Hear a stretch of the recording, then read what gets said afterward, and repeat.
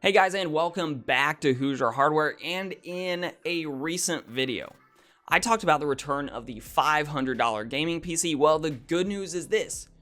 I think you can actually build a $400 gaming PC. It can be on a somewhat modern platform, one that has a nice upgrade path, and is actually quite capable in its own right. So let's take a look at that blueprint and how you can possibly build a very budget-friendly gaming PC. So right off the bat, I do want to set expectations in a really quick and simple way.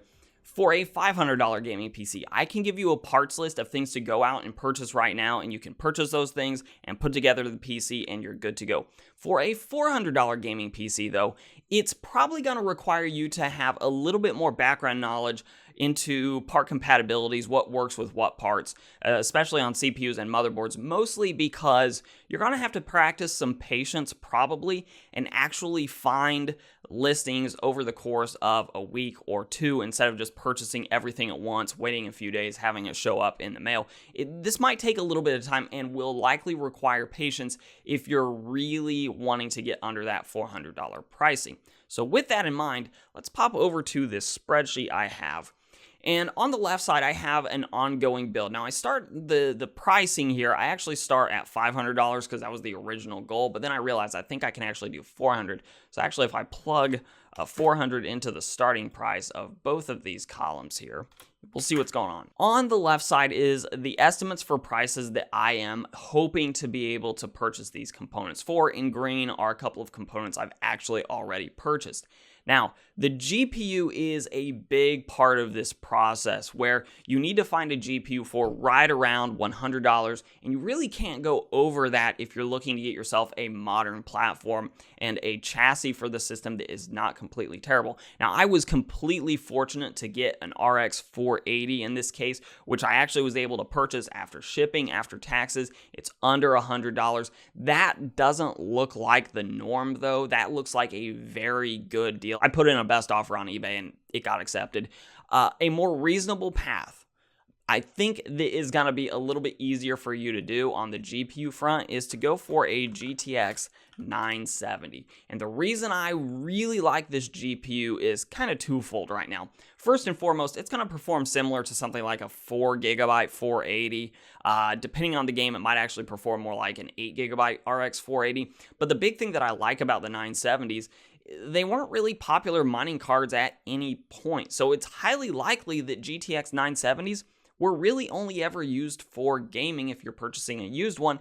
And based on eBay pricing, it looks like you could probably find them for, if you put in a best offer of maybe $70 after shipping and taxes, it's going to be right around that $95 price. So I'm going to plug that in as we're just going to assume that you can find a good deal over the course of a few days on a GTX 970. Now for power supplies, this is a really simple recommendation. Go to EVGA's B-Stock website. There's a reason I'm always harping on this recommendation. It's because you can find something like a 650 watt power supply, semi-modular, with a 1-year warranty for $30 plus shipping and taxes, which I actually purchased one of these this morning, so I know the exact total of that, which is what is in the spreadsheet. That is $32.09. If your sales tax, that is 7%. If you happen to live somewhere where there is no sales tax, hey, good on you. You don't have to worry about the sales tax. Now we head back to the CPU and the motherboard. And this is kind of the biggest decision you're going to have to make because there are a couple of different routes you can go. If you're not necessarily thinking you're going to need to upgrade your system in the foreseeable future, maybe you play a lot of indie games that don't really stress the CPU that much, or you just play a lot of retro games, you can afford to go on a cheaper, older platform. My recommendation, though, is going for an AM4 platform, and that's because you can start with a first generation Ryzen part and you have an excellent upgrade path. You can get a cheap Ryzen part like a 1500X for just over $70. With my taxes, it would be about $71.11. I already did the math actually.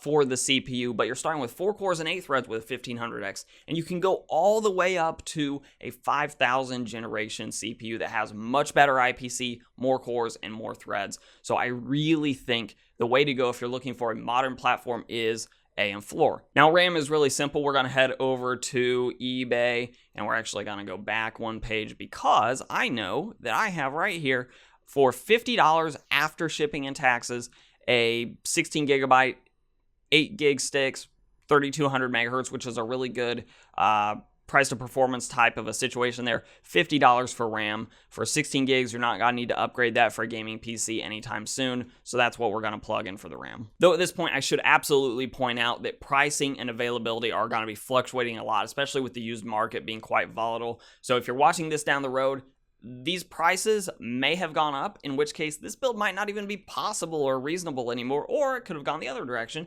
and maybe this build is easier.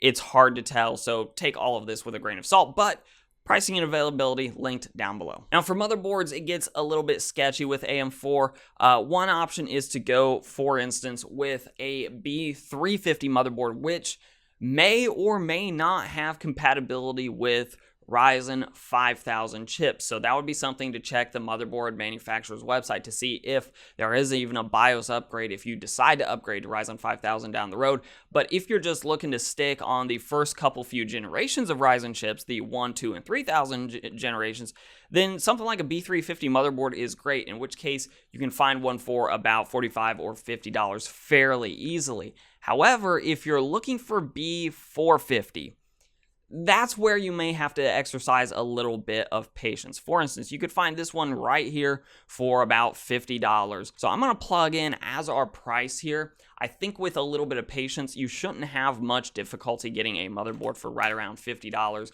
So that's what I would expect to pay for a motherboard. Now for storage, it's going to be a little bit simpler. Amazon currently is a pretty good place for this.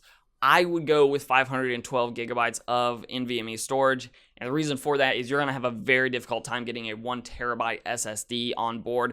So one of these right here, it's about $40. After taxes, it's going to be close to around $43. It's going to be what I'm going to plug in for that. That's going to leave us with about $58.80 for cases. Now, the downside to this, cases are one of the few components right now that are not down in price. They've been actually quite up in price in the last couple of years. So now we know exactly what we can spend on a PC case. Let's go see what Newegg has to offer. And I'm using Newegg here because, frankly, their cases are a little bit cheaper, at least recently, than most of the things I've seen on Amazon. Again, that could change, but I actually kind of like this DIY PC one I'm seeing here. The reason being, it looks like it has some pretty solid mesh up front, and I believe the interior layout of this is pretty easy looking to work. Has a power supply, basement to high cables. The only downside, there's only one fan off the bat. However, at $45.94 plus tax, you're going to be right around that $50 price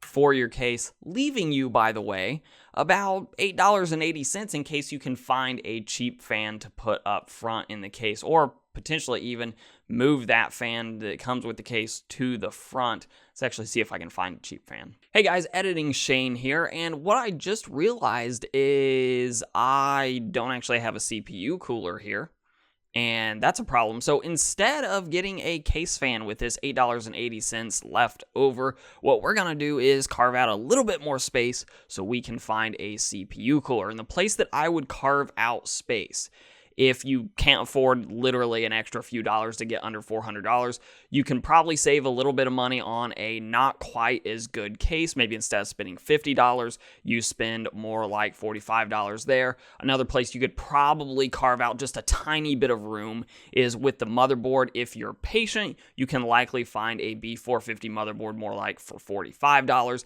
at which point you have $8.80, and you can find something like this cooler here that does have thermal paste included, so you could actually then make enough space in that budget to get yourself a CPU cooler, which doesn't really have to be much because something like a Ryzen 1500X is not going to be very power hungry in the first place. So this is where I kick it back to you. If you have built a cheap gaming PC recently, let us know the specs and the pricing down below. Otherwise, I'll let YouTube queue up a couple more videos from my channel for you to watch. I'm Shane with Hoosier Hardware, and I'll see you guys in the next video.